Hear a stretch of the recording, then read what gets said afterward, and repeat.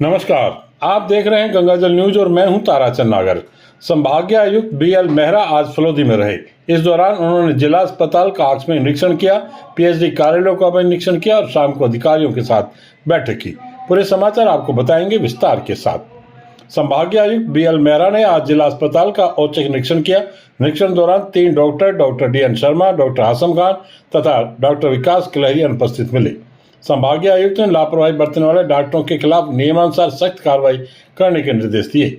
मेहरा ने अस्पताल में दवा वितरण कक्ष, चिकित्सक कक्ष, CT स्कैन कक्ष, रामाश्रय वार्ड, लेबर रूम, प्रसूति वार्ड, ब्लड सेंटर, सामान्य वार्ड, स्टोर रूम सहित अस्पताल के अन्य कक्षों का निरीक्षण किया।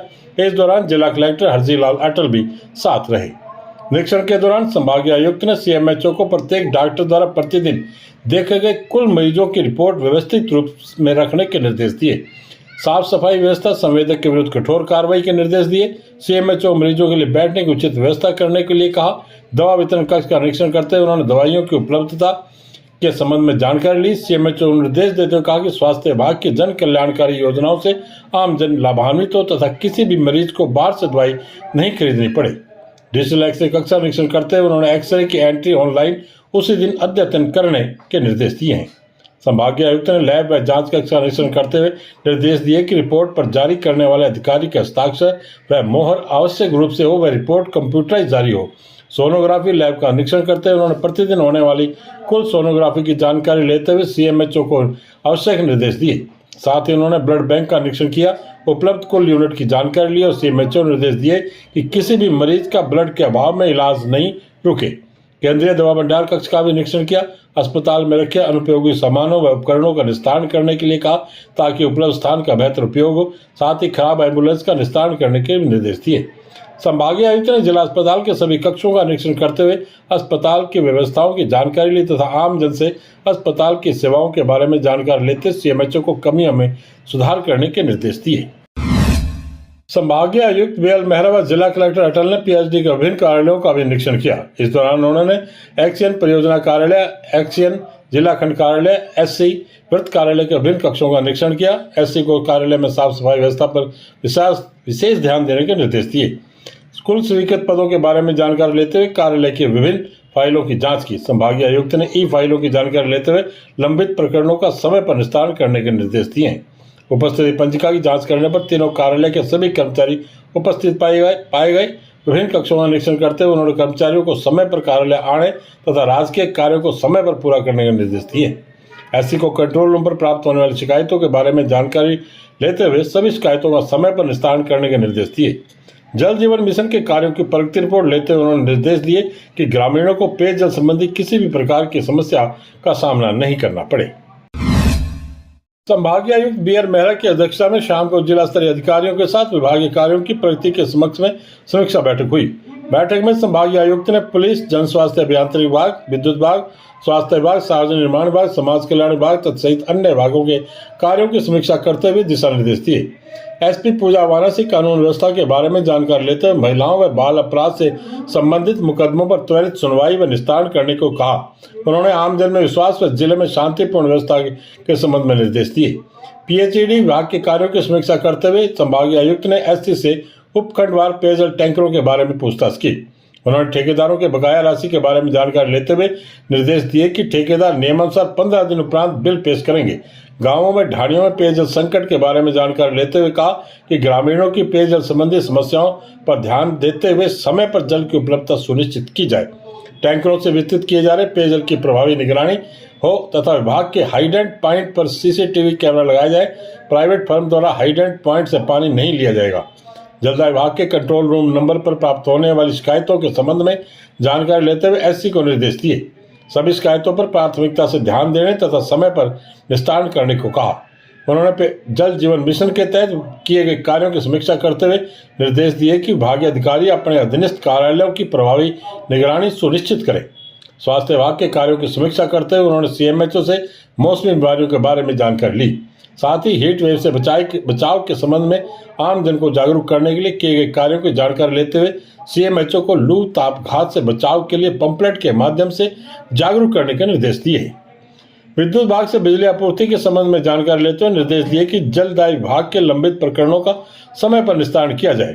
साथ ही विद्युत विभाग के कंट्रोल रूम के नंबर जारी करने के निर्देश दिए तथा प्राप्त होने वाली शिकायतों का निस्तारण करने के निर्देश दिए। इसी प्रकार उन्होंने सार्वजनिक निर्माण विभाग, समाज कल्याण सहित अन्य विभागों के कार्यों की समीक्षा की। संभागीय आयुक्त ने सभी अधिकारियों को निर्देश दिए कि अपने अधीनस्थ कार्यालयों की प्रति सप्ताह समीक्षा बैठक करते हुए ई फाइल संपर्क पोर्टल पर प्रभावी निगरानी सुनिश्चित की जाए। डॉक्टर्स एसोसिएशन द्वारा आयोजित संगोष्ठी में एंटीबायोटिक दवाइयों के अत्यधिक उपयोग पर चर्चा में सदस्यों ने चिंता व्यक्त करते हुए सक्षम चिकित्सक की सलाह से ही एंटीबायोटिक औषधियों के लेने की सलाह दी। उन्होंने कहा कि इनके अधिक उपयोग से अनेक दुष्परिणाम हो सकते हैं। जब रोगी को इसकी अत्यंत आवश्यकता होती है तब शरीर में इन दवाइयों का प्रभाव नहीं होता, क्योंकि प्रतिरोधात्मक क्षमता कम हो जाती है। कुछ अवसरों पर रोगी स्वयं दवा विक्रेता के पास जाकर एंटीबायोटिक खरीदने का विचार व्यक्त करते हैं, जो उचित नहीं है। उन्होंने सलाह दी कि चिकित्सक के निर्देश से ही औषधि लें। कई रोगी एंटीबायोटिक दवाएं उचित समय एवं मात्रा में भी नहीं लेते, यह भी रोगी के लिए हानिकारक है। एसोसिएशन अध्यक्ष एवं वरिष्ठ शल्य चिकित्सक doctor BR Paliwal, doctor NM Rathi, doctor Ramesh Choudhary, doctor Dharmendra Poonia, doctor Jagdish Prasad, doctor CP Ajmera ने भी विचार व्यक्त किए। विश्व स्वास्थ्य संगठन ने भी इस विषय पर जन चेतना अभियान आरंभ किया है। एसोसिएशन सदस्य MCMHO doctor Abhishek Agarwal, doctor Hazarimal Soni BCMO, doctor Kamal Bishnoi अध्यक्ष हर्षिदा, डॉक्टर कैलाश जोशी सचिव हर्षिदा ने तापमान में वृद्धि के कारण नागरिकों के स्वास्थ्य पर होने वाले प्रभावों पर चर्चा करते हुए चिकित्सकों की महत्वपूर्ण भूमिका बताई एवं सहयोग के लिए आह्वान किया। उन्होंने जनसाधारण से अपील की कि गर्मी में अपने स्वास्थ्य के प्रति जागरूक रहें। कैंसर रोग में वृद्धि, विशेषकर मुंह के कैंसर के संबंध में डॉक्टर सुनील बिश्नोई, डॉक्टर धर्मपाल भाटिया आदि ने जन चेतना की आवश्यकता पर बल दिया एवं गुटखा, तंबाकू की आदत पर रोक लगाने की सलाह दी। संगोष्ठी का संचालन डॉक्टर अरुण माथुर ने किया। कोषाध्यक्ष डॉक्टर चैन सुख सोनी ने आभार जताया। परशुराम सेवा समिति एवं पुष्करणा न्याय समिति की बैठक में भगवान परशुराम की शोभा यात्रा को लेकर तैयारियों को अंतिम रूप दिया गया और आमजन से अधिकाधिक भागीदारी का आह्वान किया गया। भगवान परशुराम शोभा यात्रा 19 मई को निकाली जाएगी। शोभा यात्रा सुबह 8:30 बजे सीनियर हाई सेकेंडरी स्कूल मैदान से रवाना होगी और जय नारायण व्यास मूर्ति, जवाहर प्याऊ, भैया नदी, लटियाल रोड, लोहारों का डिक्का होते हुए भगवान परशुराम मंदिर पहुंचेगी। श्रद्धालुओं के लिए प्रसादी का आयोजन होगा। शोभा यात्रा में शामिल झांकियां मुख्य आकर्षण का केंद्र रहेंगी। परशुराम सेवा समिति ने श्रद्धालुओं से सफेद पोशाक में आने का आग्रह किया है। शोभा यात्रा में अधिकतम जन भागीदारी लेकर टोलियां प्रचार में जुटी हुई हैं। आसपास के ग्रामीण क्षेत्र बावड़ी कला, जैमला, मुखेरी, उपाड़ी, लोडिया, मलार, पोखरण, सांवरी, जालोड़ा, छीला आदि में जनसंपर्क जारी है। ग्रामीण क्षेत्रों में नरेश व्यास, जितेंद्र व्यास, खेतमल शर्मा, दिनेश रंगा, श्याम गिलानी, डूंगर पुरोहित, मुरली पुरोहित द्वारा जनसंपर्क किया जा रहा है। वहीं शहरी क्षेत्र में ब्रिजमोहन बेणावत, दिलीप व्यास, अशोक व्यास, ओम चांडा, कर्ण सिंह राजपुरोहित, डॉक्टर दिनेश शर्मा, नवीन व्यास आदि प्रचार में जुटे हैं। जिला मुख्यालय पर मेघवाल समाज शिक्षण संस्थान के निर्माणाधीन छात्रावास परिसर में पलीना निवासी DSP जेठाराम जयपाल का पदोन्नत होने के बाद पहली बार छात्रावास आगमन पर साफा माला पहनाकर अभिनंदन कर बधाई दी गई। DSP जयपाल राजकीय कार्य से जैसलमेर से जोधपुर जाते समय छात्रावास में कुछ समय के लिए रुके थे। जयपाल ने निर्माणाधीन छात्रावास भवन का अवलोकन कर संस्थान के पदाधिकारियों एवं सहयोग करने वाले भामाशाहों की सराहना करते हुए इसे शिक्षा के क्षेत्र में क्रांतिकारी कदम बताया। DSP जयपाल के परिवार द्वारा भी छात्रावास भवन के लिए 5,51,000 रुपये का सहयोग दिया गया है। इस अवसर पर मेघवाल समाज शिक्षण संस्थान के अध्यक्ष जगदीश जयपाल, जगदीश लाल पवार, सूर्यराम जयपाल, हनुताराम चौहान, टीकूराम बाला, अशोक मेघवाल, केवलराम बाला, किशनाराम पवार, लिखमाराम चौहान, श्रवण कुमार जयपाल, सुगनाराम, मनोहरलाल, चंदन कुमार, जगदीश, पूर्व सरपंच मगाराम, कुलदीप एवं चोखाराम पवार आदि उपस्थित रहे। संचालन अशोक मेघवाल ने किया। उपभोक्ता यदि बिजली की बचत करने लग जाएं तो गर्मी के मौसम में आने वाली अनेक समस्याओं में कमी आ सकती है। डिस्कॉम जेईएन बियांका पुरोहित ने उपभोक्ताओं से बिजली की बचत का आग्रह किया है। उनके अनुसार अभी भीषण गर्मी का दौर चल रहा है, जिसमें बीमार एवं वृद्ध लोगों को विद्युत आपूर्ति की महती आवश्यकता होती है। डिस्कॉम का प्रयास रहता है विद्युत आपूर्ति बनी रहे, लेकिन अत्यधिक लोड की वजह से कहीं पावर अप और कहीं डाउन की समस्या होती है।